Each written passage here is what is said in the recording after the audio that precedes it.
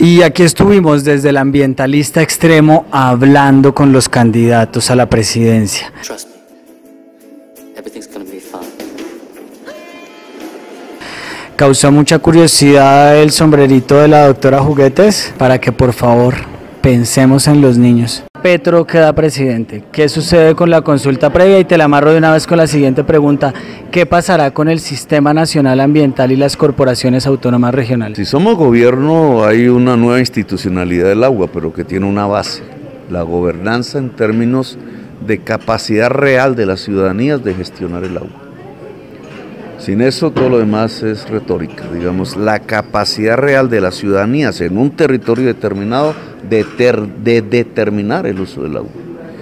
Sobre eso, como uno de los aspectos fundamentales del agua es el agua potable, yo me atrevo a pensar que ya el agua debe dejar de ser mercancía, objeto de empresas, y tiene que tener ya un manejo comunitario en cada municipio, el agua potable.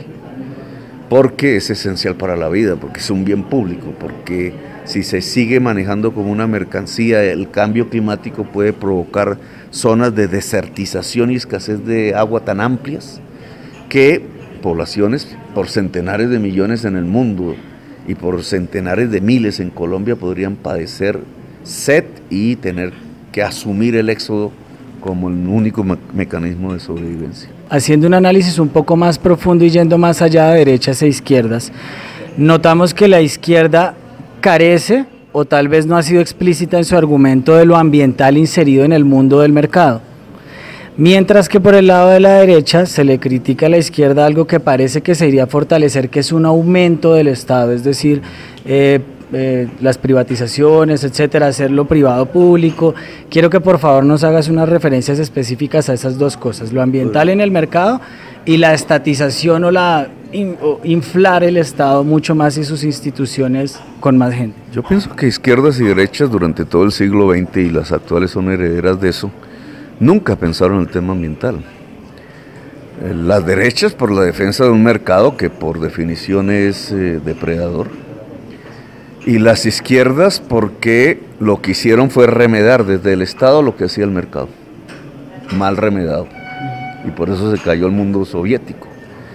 Lo que en el siglo XXI se impone ante los retos, estamos a puertas de un final de la civilización humana incluso, es un cambio de paradigma. La política no se divide entre izquierdas y derechas, la política se divide entre política de la vida y política de la muerte. Y obviamente sean de izquierdas o derechas los que nos lleven a explotar más petróleo, y usted lo ve claramente en Latinoamérica, a vivir de rentas fáciles petroleras o carboneras o de gas, se están inscribiendo en una política de la muerte. Así parte de esa riqueza se redistribuya, lo cierto es que la humanidad iría hacia el final como especie si seguimos consumiendo petróleo, carbón y gas. Luego, quienes están defendiendo nuevas economías cero carbono, mercantiles o no mercantiles, porque ya las hay, Wikipedia es un ejemplo, y como forma fundamental de la nueva economía en el mundo, se inscriben dentro de políticas de la vida. Nosotros somos militantes de la política de la vida. Pero para cerrar esa, si llega Petro a la presidencia, ¿se crecerá el Estado? No, lo que puede disminuir es el mercado en ciertas partes, por ejemplo, el mercado de la energía. Si nosotros logramos energías limpias, eso es la obligación, paneles solares, transformaciones de casas, de los techos de las casas, en techos de paneles que permite a cada hogar generar energía, pues se desploma el precio de la energía y sale al mercado. Sí. Y eso nos ayudaría a crear una nueva economía, cero carbono. Si nosotros auspiciamos un sistema público de educación a la totalidad de la juventud que hoy no la tiene a nivel universitario, gratuito por tanto, o transformamos el SENA en volverlo instrumento para enseñarle a la sociedad el manejo de redes, la utilización económica del Internet, no solamente distractiva, sino económica, esa fusión entre energías limpias, redes eléctricas que extenderían el Internet a toda Colombia, y el manejo en la sociedad del Internet desde el punto de vista económico te produce una nueva agricultura, una nueva industria, unos nuevos servicios de iniciativa privada pero asociativos, de mucho trabajo libre y no tanto de trabajo asalariado, de mejores ingresos pero respetando la naturaleza. Y fíjate que ahí el Estado lo único que hace es ayudar, no apropiarse de eso.